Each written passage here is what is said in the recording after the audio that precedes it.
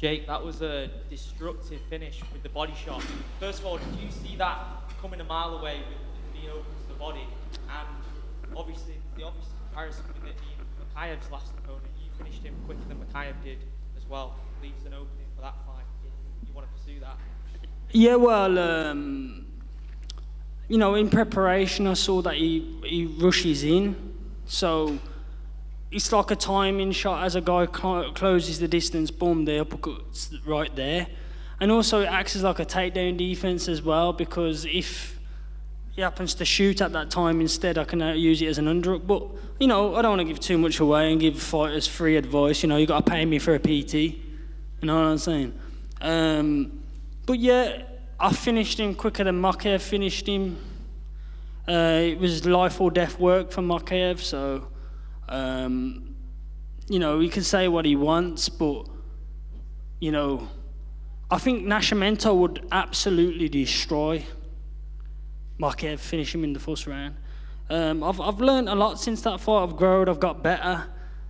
Mokaev's been turning the fight down for about 7-8 years, so, but instead he wants to fight me in the back, in the streets and stuff like an idiot. You know what I mean? But hopefully that fight can happen one day, but probably not. But hopefully I can get a top 15 opponent next or crack the top 15 rankings. And what was that experience like fighting in the O2 on probably the biggest card in UK MMA history as well, just drawing from that crowd? Yeah, man, I felt like a modern day gladiator coming out, and all the people are there thinking in my mind, they're all there for me. I felt like a modern day gladiator, bloodthirsty. I was bloodthirsty, you know what I mean? Yeah, I don't want to be too graphic, but like, fighting gets me going. Yeah. Well done on the victory. Jake, how you doing, mate? All right. First of all, congratulations on your win, mate. So how did it feel coming out today, knowing that one of your teammates is the welterweight champion, he's headlining the card? Did you sort of feel like his army behind him sort of thing now? Did it give you any more sort of motivation today? Yeah, man, of course it gives me motivation, obviously, to see Leon as the champion. I mean, I've always dreamed and always thought, you know, I'm going to be champion one day, but to see a friend and a fellow training partner, and even at one stage he was my coach earlier on in my career, and he's the champion, so it's like, it makes the dreams even more believable. And, you know, it helps push the MMA, especially here in Birmingham, you know what I mean? There's been a lot of pioneers of Birmingham MMA, and Leon's definitely one of them, and also my coach who was in my corner, Vaughan Lee, pioneer of Birmingham MMA. So, yeah, we're helping it grow and helping the kids in the area, because Birmingham's known for being rough, you know what I mean, rough and tough. You know, and it's giving the people another avenue, you know, getting off the streets and, yeah. Yeah, well, as you know, I match fights. You sent me some fighters to match for you before. And so how important do you feel it is to give back to your community, you know, to show, like, you know where you've come from, you know what it was like on the streets of Birmingham, you know, and does it feel like almost self-rewarding and really important that someone like you's doing that? Yeah, definitely feels rewarding, you know.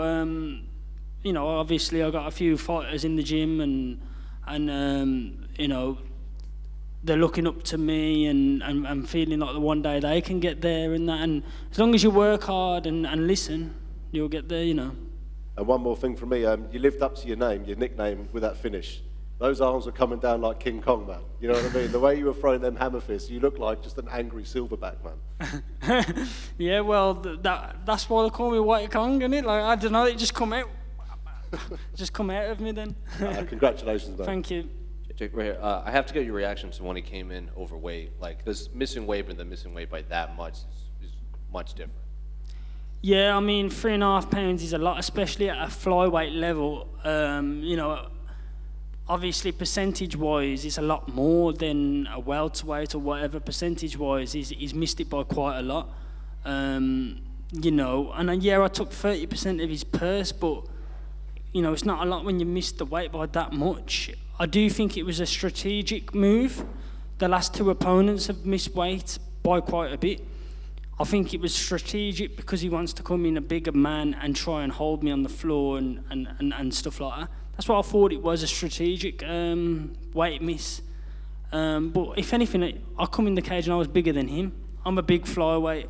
I cut a lot of weight. So, you know, they could keep trying, but they're going to keep getting banged. When you say strategic, is that what was going through your mind? Because normally when you miss weight by that much, you're usually one of the last few fighters to weigh in because you're trying to use as much time. But he was second or third fighter he weighed in before you, and he still came in overweight. Yeah, well, I got like a call at like 9:30 on the night saying that he quit cutting weight at 8 p.m. So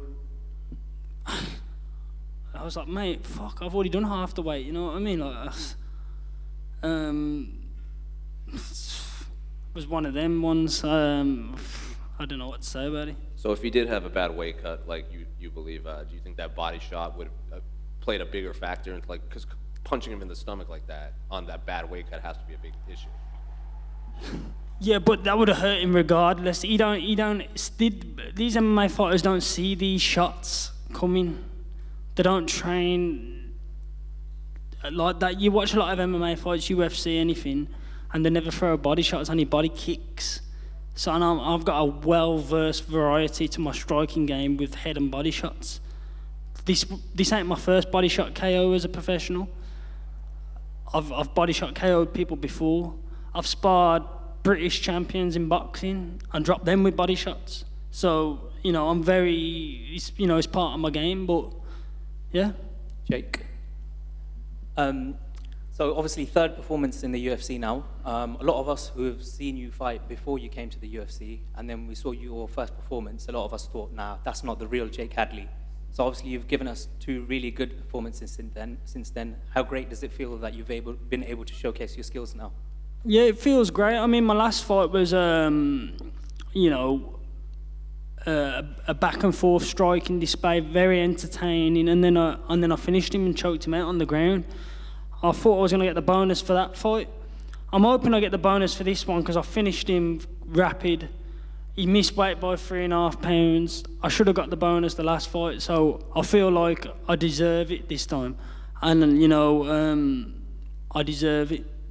And we were talking about the weight cut there. Was there a part of you, a few days ago when you heard that he missed weight, that there might be a small chance that Mokaev's opponent might miss weight too, and then magically you get to face each other on this card?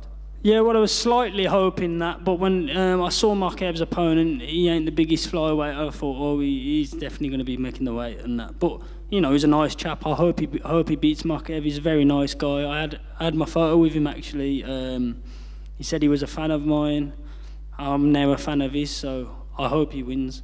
And if there is another card that people are talking about in July, would you like to fight on that one? Yeah. Why not? Congratulations. Thank you. One more. I know obviously you have your home base here and everything, but would you be happy to go fight in Las Vegas on these massive cards? Like Mokaev wants to fight on that International Fight Week card in July. Yeah, man, I love fighting in Vegas. I fought 3 times already in Vegas, so a date for me, August or September, if there's anything around there in Vegas. I don't know if there is or isn't, but yeah, I mean, I'll fight anywhere. I fought in Cape Town, South Africa. They had a voodoo doll what looked exactly like me and was poking it with sticks and shit, and people was saying that it was going to kill me and stuff, so I'll fight anywhere. I fought in, people's backyards. I don't care. I'm a warrior. I don't give a crap. Sorry, just one more from me, Jake. I remember you telling me that there was a lot of people in school that, even used to bully you, said you couldn't make it, you would never be where you are today. So I want to give you the opportunity to say something to those people who doubted you.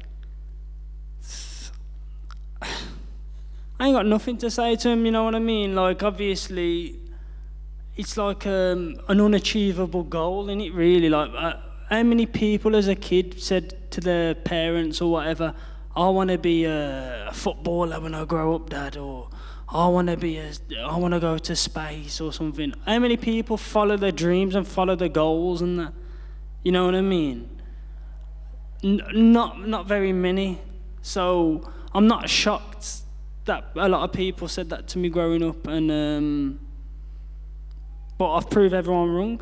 hard work. No one from my area has ever made it to the UFC or anywhere. No one. You know, I'm the first ever UFC fighter from Albury. I'm the first ever Cage Warriors world champion from Albury. I'm the first ever EFC world champion from Albury, and I'll be the first ever UFC world champion in Albury. But I need a statue of my likeness in Albury town centre. You know what I mean? Or at least a spray painting somewhere. You know what I mean? I need something like that. Thank you.